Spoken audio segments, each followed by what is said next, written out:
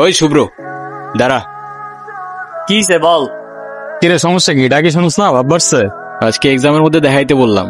কি করলি তুই? আমরা এক ক্লাসে পড়ি, ডাক দিস একটু দেখাবি না? কি করলি? উল্টা স্যারে বলে দিলি।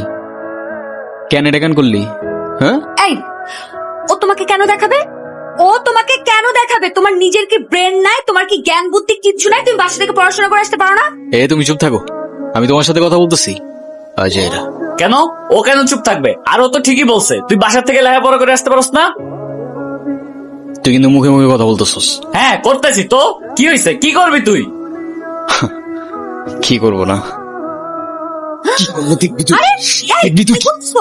কি করছো তুমি? ছাড়ো, ছাড়ো, না, তুই দেখবি। ছাড়ো। আরে কি আশ্চর্য!